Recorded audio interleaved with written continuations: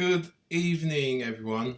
My name is Rudy Page, and welcome to another program in our series, A Chapter from My Life and Book. This week we are with Dr. Lola Ramocan. This, of course, is in collaboration with EALING Libraries, and we've got Karen Henry with us. Good evening, Karen. How are you? Hello, Rudy. I'm fine, thank you. Glad to be here. Thank you. And Dr. Lola Ramocan, how are you? I am fine, thank you. Glad to be with you, and we should have good conversation this evening. Thank you. Thank you very much. Before we start our dialogue, Dr. Ramocan, tell us a bit about yourself, where you're from and how you got here. Well, I am from a small community in Jamaica, Northwest Clarendon, Baileystown to be exact. And I have been through the education system from early childhood to elementary, right up to University of the West Indies, where I did my first degree. I'm a trained teacher. I went to the wonderful Shortwood Teachers College for women. At that time, it was just women alone at the college. Now you have male and female. And leaving Shortwood, having such great experience, I went into the field of teaching as a maths and science specialist. So I taught in the secondary school, and from teaching for 10 years, I went into the supervision of school for another 8 years as a curriculum officer. So I supervised what was being taught in the school rather than say the operational side. I was on the curriculum side. And I was in the Ministry of Education up to being a senior education officer. And then I went on to work with UNICEF. And I was a country officer, our early childhood development specialist in Jamaica. And I did that for 8 years. And then I went into overseas representation with my husband. We were in Canada as the first duty station. And then we went back to Jamaica. And here we are in the great United Kingdom, on which our country has been based by way of politics and economy and people and culture, I must say. Thank you very much for that. Karen? Okay, Doctor, what made you realize there was a need to create the book that you did? Karen, this is the 3rd edition of my book. Okay. It began in the mid-1990s. And what was happening during that time? There was a national outcry in Jamaica relating to the significant deterioration in social cohesion.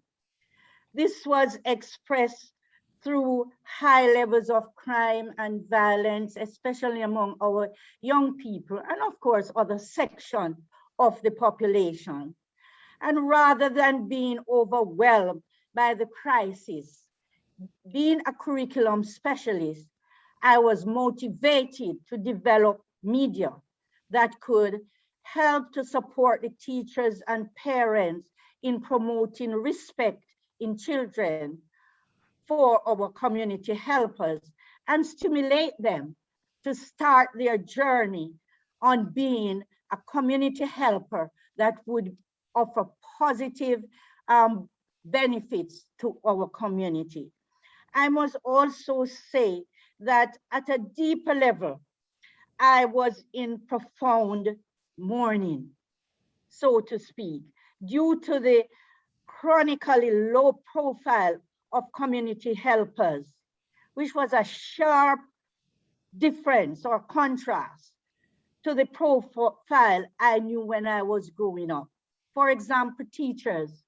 Teachers were revered in my community when we were growing up. It may sound foolish, but we would never even walk close behind our teachers if they were walking on the road and talking per adventure. They thought that we were listening or trying to form gossip about what they would be saying. That's how we respected teachers. The policeman was the child's best friend. The policeman would help you to cross the street properly. The policeman would engage you into conversation. And I found out that there was a big contrast, as it were. So I thought that it would be very good to add a new dimension so that the teachers and our parents have something in their hands from which the children could learn. Very good. Yeah. Thank you for that. Yeah. So where did you source the material from? The materials, Rudy, was sourced from multiple sources, but primarily from the Institute of Jamaica, which has a realm of information about our emblems, our heroes, and about different professional groups in the society. I also consulted with professionals in the diaspora, and you will, if you look at the acknowledgement of my book, you will see names like Professor Ying. We have our own Dr. Richards here, that is at Imperial College. I spoke with him. I spoke with different NGO groups so that I could get balanced information, but primarily the materials are original, came out of my experience because I started this journey at Shortwood Teachers College when I was merely over 18 years. So I have done a number of years, too many to mention, in education, and my only crossover was in health. So I'm really health and education, taught in the classroom for 10 years and supervised school for another 8 years and worked internationally in education for another 5 years. So those were basic but multiple sources. Yeah, I must ask you, so what was your thinking behind the title of the book? Oh, my thinking is that the book should have currency, because we do write books and they remain on the shelf. Right. But I thought if I wrote a book that would nestle itself in the community, it would be used and it would give a contribution to the journey that we all have to go through, especially our children. Okay, thank you for that. Karen? Yep. Well, you know, why would it be beneficial to the target age group, do you think? Well, I think, Karen, that transformation begins with our children when they are young and when they are malleable, so to speak. So I thought if the book was going to be transformational, we should start with the young children who ought to be schooled in the behaviors that they need to display in the community. I also thought that what is happening globally by way of the breakdown of discipline, values, of also the fact that, you know, what is seen as truth is seen as false, what is seen as false.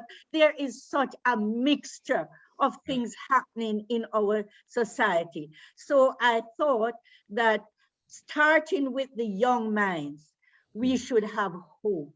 There should be some degree of transformation for the society so that we can really see changes. I grew up, Karen, in a community where persons would say, good morning. Person would say, thank you. person would rush to pick up something from you if it fell. And these little courtesies. And I have slowly seen these things disappearing. And I do not see the transfer from generation to generation. And you know what, Rudy? Every year, we have a new set of children being born into our community. Every year, for example, in Jamaica, we have over 50,000 children entering grade 1. Can you imagine if we do not have things to transform the community, what would happen? They would be inheriting the same old, and our society will continue to deteriorate. We do not want that. Yes, thank you. That's such a great point for where we are at the moment, because we've been doing a lot of work, particularly with Dean Roden. He's Jamaican diaspora based in Connecticut, and his focus, or our focus, has been with Hermitage and the wider the 5 communities that make up Augustown. And there's something that you said there that really does align with what we talk about. So we talk about young people need somewhere to go, young people need something to do, young people need someone to show them how.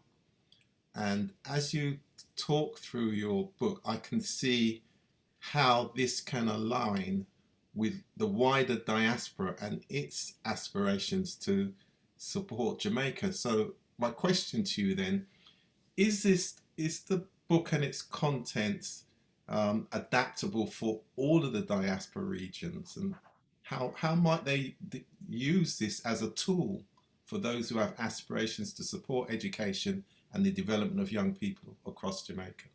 I'm glad you asked that question, because the book was developed with that in mind, that it should be able to have currency across the diaspora. And one of the things that I have in the book is the featuring of both male and female in the different professions. Would you believe that I have gone to schools and asked children, all those who would like to become medical doctors, stand? And I never had one girl standing. They were all boys. And I asked the same, how many of you would like to become nurses? And the girls stood, no boys stood. So you see the type of stereotype. And this goes right across the diaspora. And this is why I thought in the book, I would feature, for example, a female doctor. And you can see why this has been so, because many times when the children go to the clinic or so, they might just see a male doctor. And you might say it is just in the rural area, but it goes right across. I have seen lack of respect for national emblems right through the diaspora. I don't know if you have noticed the national anthem being played and people are talking, they're shuffling about, they're pulling this and pulling that. There is no respect for national symbols. And one would want to say, well, Dr. Ramocan uses Jamaican symbols and emblems in the book. And I would say yes. But I had to use something as a starting point. So I would say to the teacher or parent or older sibling in the US, in the UK, in Canada, that they could say, these are the symbols for Jamaica. What are the symbols for Canada? And this is why I emphasize, find out, talk to someone. So those emblems can be used as a base to discuss other emblems. Those national heroes, heroine can be used as a base to find out about the heroes and heroine in your country. Children can find them out and they can put them together like a collage. Oh, how beautiful that would be to show diversity. That this is the flags of the different diaspora. These are the emblems. And then they put them together. What a wonderful discussion. What a wonderful mural that could be in a school.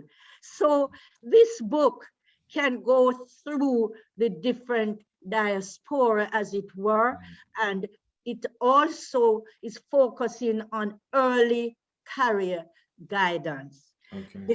There is this hard question, Karen, that must be answered very early in life. I had to do it. What would you like to be when you grow up? That question is not being asked of recent. Children just grow up, yes, and they blow with the winds. My friend is doing that, and therefore I am doing that. But did you consider from very early, did the parents consider from early to ask that child, what would you like to be when you grow up? And mentored, have the child mentored in this way, and nothing is wrong. Child may want to change. What is wrong about that? But from the fact that the child started with something, you can either bring back the child to it or a variant at it. But I can tell you that that child is going to develop to be of a useful citizen to the community.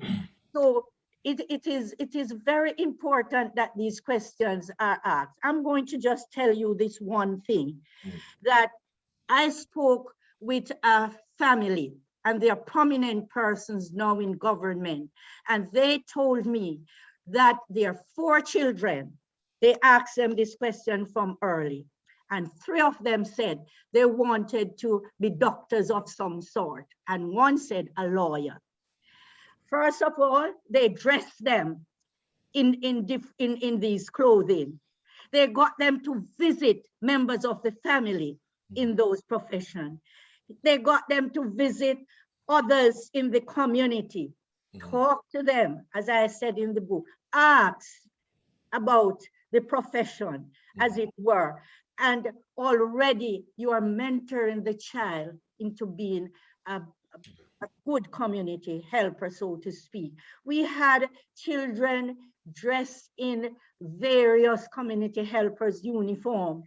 And I was at UNICEF as an officer, and the teacher did not tell me. I was told that some children and teachers were coming up in the elevator to see Dr. Ramocan. I was wondering, what is this? They all came up dressed as pilots, policemen, nurses, doctors of different sorts. And I was so surprised. I took them into the conference room and I called the representative there to meet them, and we had a good chat with them. And Rudy, I should have followed up with a tracer study for these children. Yeah.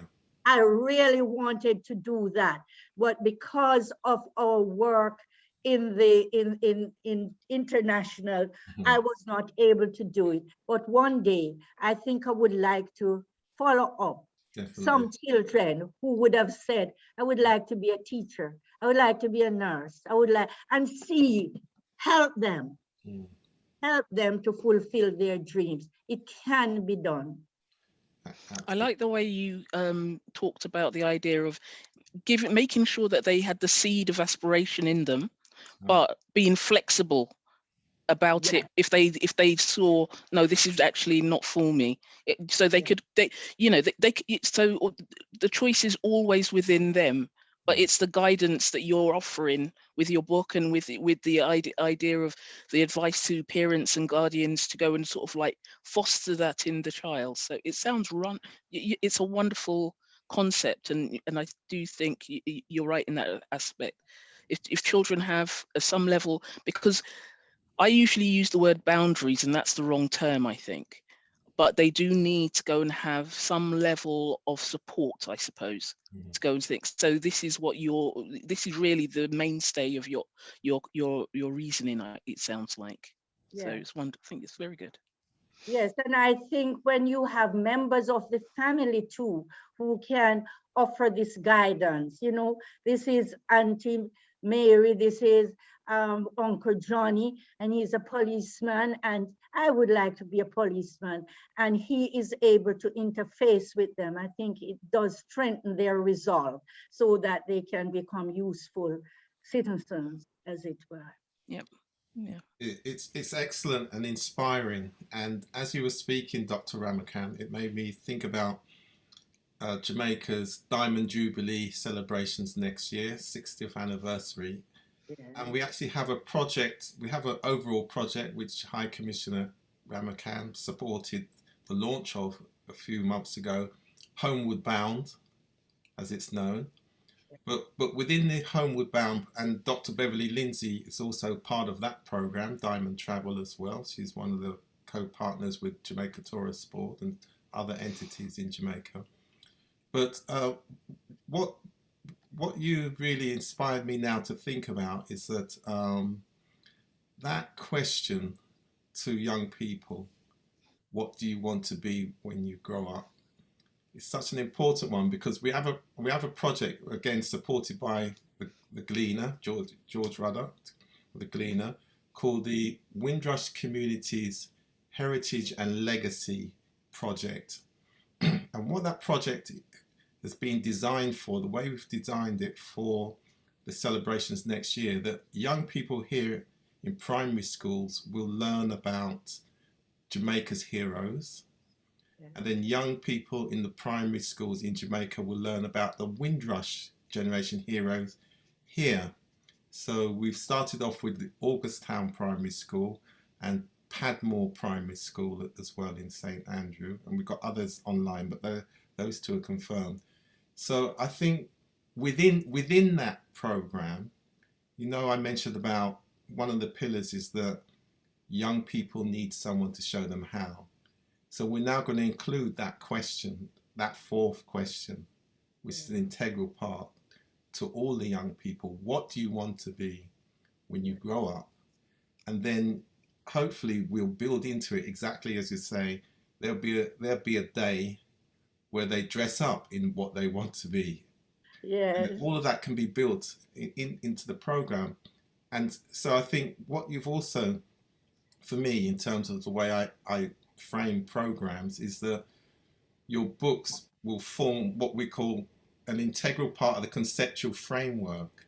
So when you're explaining to people, this is the direction that we want to go, and the ideas that we have can be translated into workable plans through this framework. And I think that that's what your book will provide, and it provides a consistency across the diaspora as well, which is, and you know, it's challenging across all diasporas to get cohesion, you know, where there's that agreement, because that's going to be the best way to impact and make that contribution to society.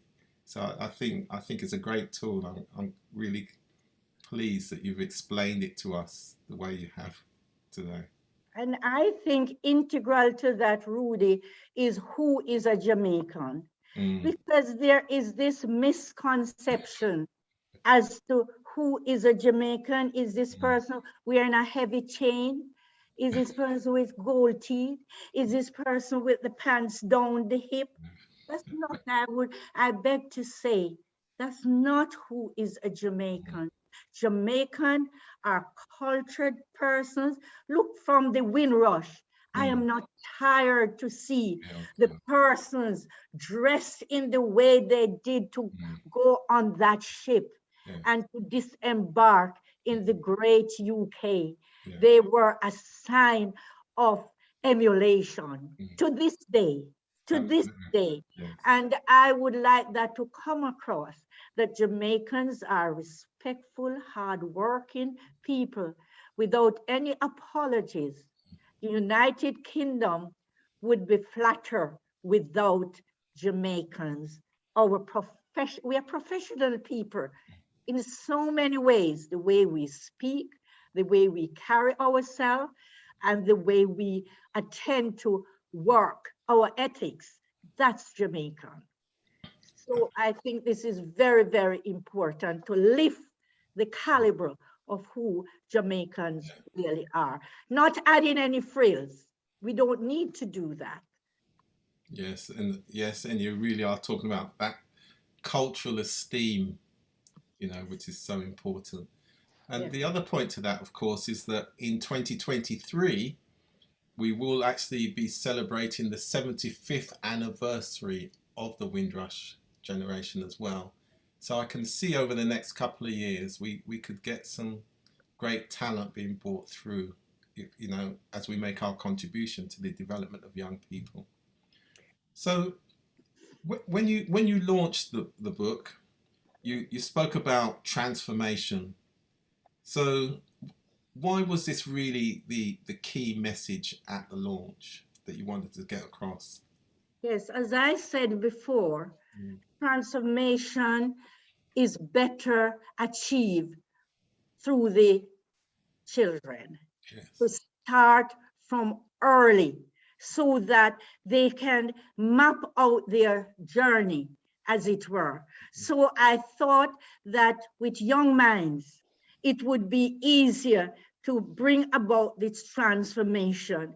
Not that you cannot inject this into adulthood, but in Jamaica, we always say it is hard to bend a tree when it is old.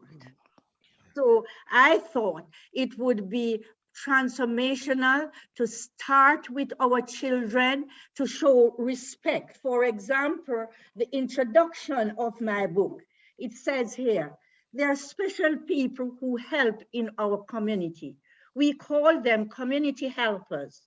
We are going to learn the names of some of them, the tools they use, and also where they work. We should show respect for our community helpers and help them to give good service. We must say thank you. So simple, but so many people don't know to even say thanks. We should say please to them. We love our community helpers. That word love is a transformational word. It goes right across the age spectrum, as it were.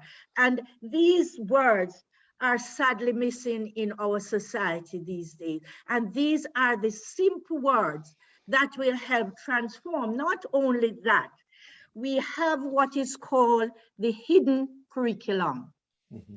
And I think that the hidden curriculum should become more apparent. And as teachers, we really don't plan for the hidden curriculum. We believe it should happen, that children should be respectful, children should be trustworthy, they should be truthful, they should be honest, they should be obedient.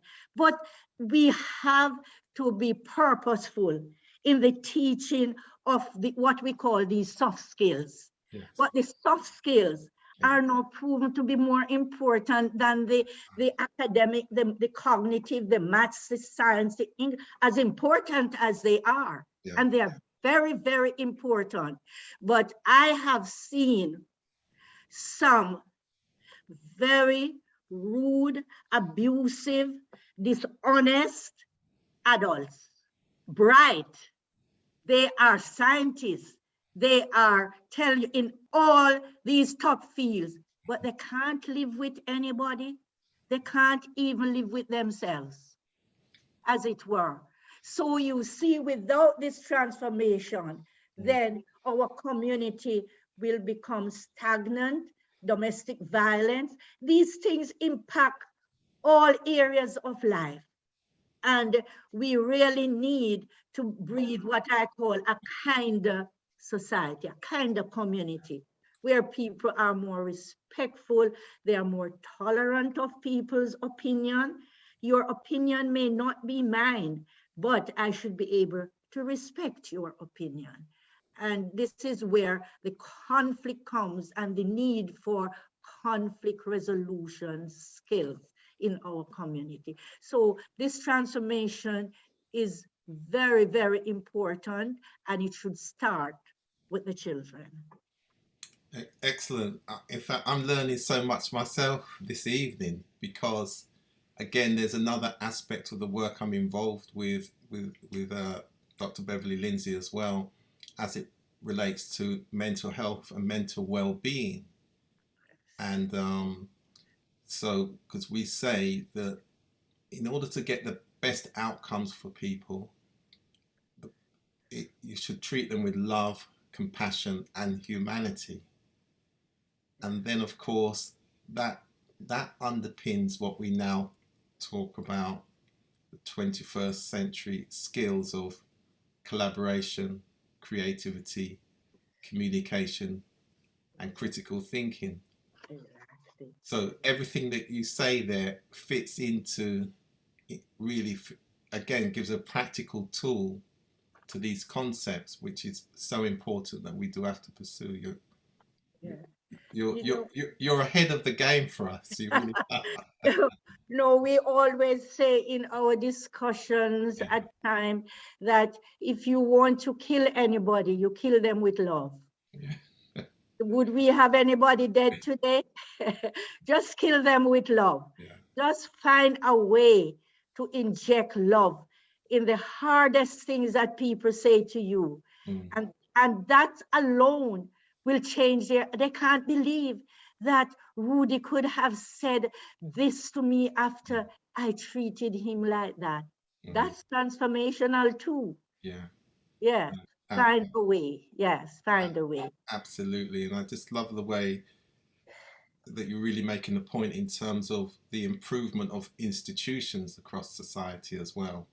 Yeah. As we know, as the old saying says, harmony is the foundation of all institutions. And again, it's that mindset and it's the behavior change. So you're really talking about intervention. And in fact, Keisha Hale, who's the principal of Padmore School in St. Andrew, we have what's called the Beacon of Hope mentoring hubs, which are really working with the principals of the primary school. So again, I can just see how this book can be such a great tool, and it would give us a consistency as well. So for us, it's clear, so it gives us clarity, it gives us consistency, and it also gives us a process for all of the diaspora movement to support. So I think it's excellent. So Dr. Rupert Francis with the crime intervention team as well, task force, you know, he's also part of the Beacon of Hope. So I think, again, as you kind of outlined, it's also will be a way that professionals from all backgrounds could actually be involved, because there's clarity in this process as well. And you know, getting agreement is always important, particularly amongst professionals. That is so true. It's really commendable, and it's again, it's a hidden gem because it's been around a while, but I think you explaining it in the way that you have done this evening has been in itself transformational. So I must thank you for that. Thank you. Karen? Okay, following on from that, is the thing of the High Commissioner supported the launch that happened recently, but what was his main message that he wanted to convey? Thank you for that, Karen. One would say, could he be absent?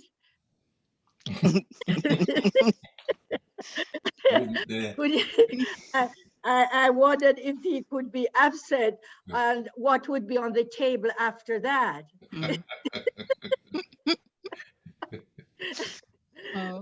But you asked for what was his message. The High Commissioner really expressed, and I think this is genuine, his admiration for my diligence to pursue my journey as an academic person, as a classroom teacher, to specializing in curriculum development at the doctoral level. He also commended me for my determination during roughly 50 years of marriage and family life to support children who were not our maternal children. I would bring them into the home.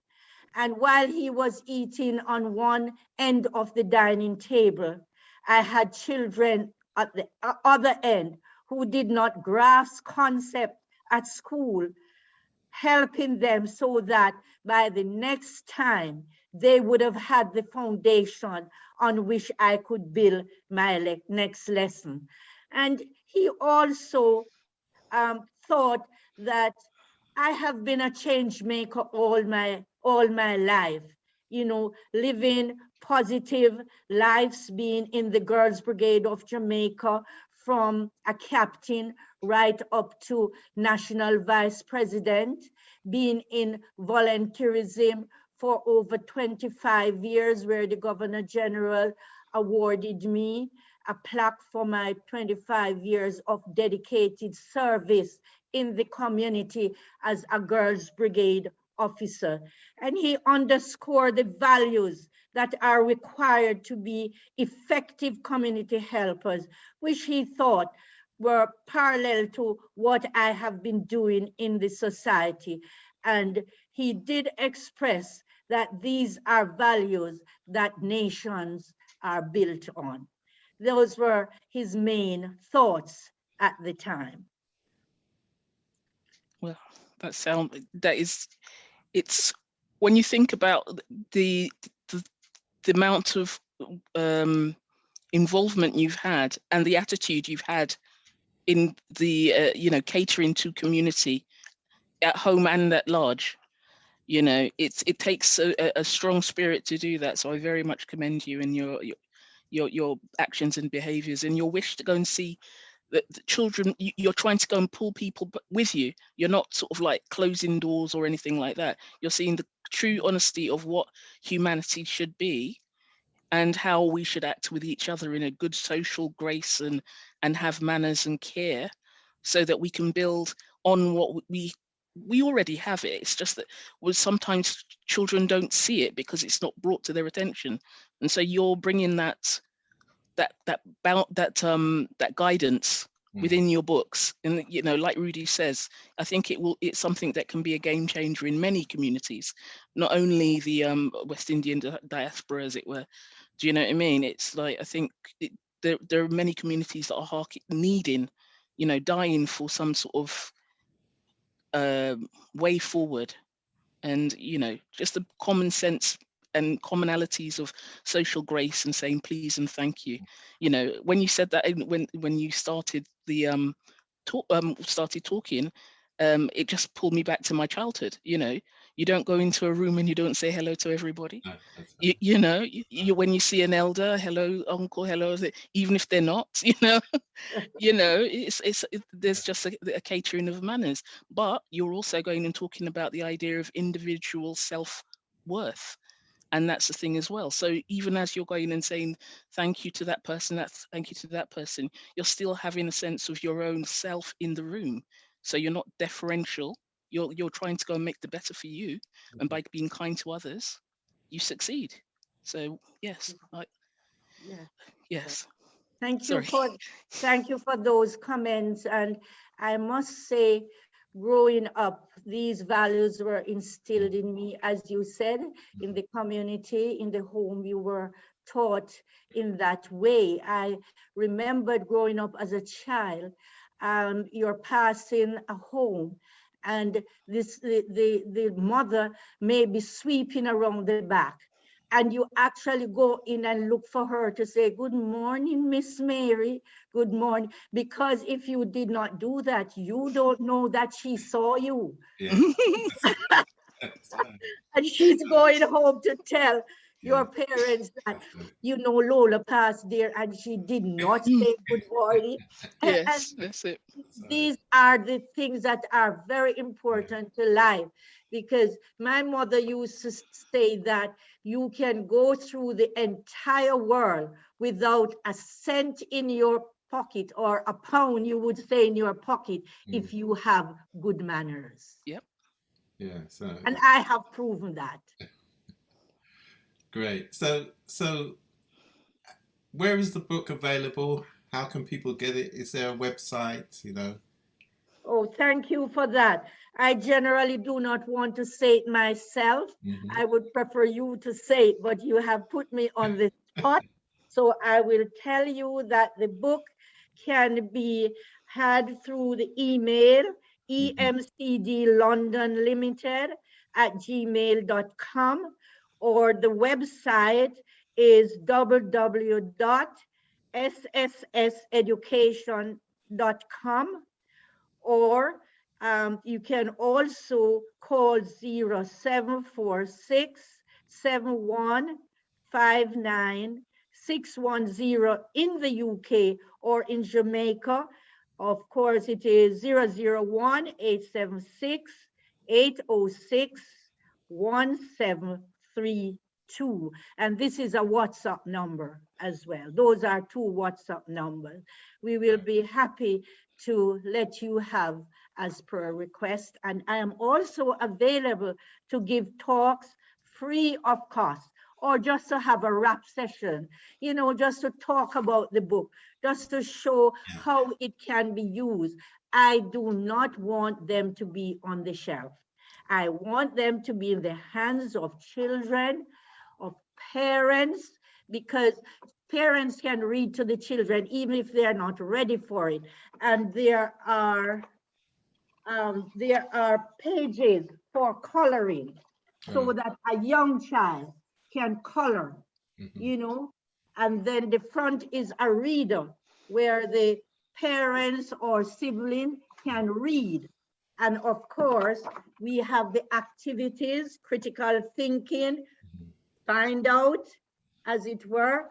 We have cooperative learning, where children can sit together and they can work together. They can sing. Somebody was telling me about the national anthem, that she was singing the national anthem to her children, and she said it was the first time she took the time out to do it, and they were just smiling all over and said they want to learn it. It is actually a prayer. The national anthem, it is a prayer. So there is something in the book for everybody in the family. And if nothing else, you would like to have something written by Dr. Ramocan as a keepsake. Great. And again, that description, community helpers, I mean, yes, so important, because one of the challenges that we probably have in all societies, where professionals, so you may be an executive in a particular area, but in other areas you can be a volunteer, and of course people volunteer, Lions, Kiwanis, all those other groups, Scouts, the uniform groups. But that term, community helper, I mean, it just has a great tone to it, which I think that we're going to be encouraged to be part of. And I know Dean Roden and all of those who are involved from Connecticut in Augustown, they have recently started an initiative for the young people online. It's called Under the Reggae Tree with Uncle Dean and Auntie Natasha. So Natasha Johnson, again in the diaspora, in the from Connecticut. And so I think they will definitely welcome you on the next meeting, Dr. Ramocan. I will make that connection work, because it's really important, because it's inspiring those young people. And I think just the things that you said there will also inspire a lot of other diaspora professionals, because particularly for the 60th anniversary, we want the diaspora to think about their relatives, the grandparents, the generations before them that nurtured their family of generations, being able to go back. And like you say, the best place that we can contribute our professional skills is with the young people, back to that primary level, that primary schools level. So that piece of work is going to really do much more now that I've understood it in the way that I have this evening. I'll make sure of that. So thank you very much. Well, I am here to assist. Your wishes are my command. Thank you. Thank you. Thank you very much. And as usual, I always have the last word is always with EALING Libraries. So Karen, last word with you before we close. Well, again, Rudy, thank you very much for hosting another wonderful session. Thank you, Dr. Lola Ramocan, for being a very interesting, engaging, and insightful speaker. And I do do sort of like encourage those who have the ability to go and get your books and use them as a resource to enrich our community at large, you know, and just do that. In terms of the library, EALING Libraries was very glad to go and host this session today, and we would encourage all EALING residents and any London residents actually to come to EALING and get a card and use our services. We have online services as well that you can join at any point of time. Okay, so just go do a Google search for EALING Libraries and it will take you to our webpage. Great. Thank you, Rudy. Thank you very much. Good evening and good night to all. Thank you. Thank Bye. you. Thank Bye. you. Thank you.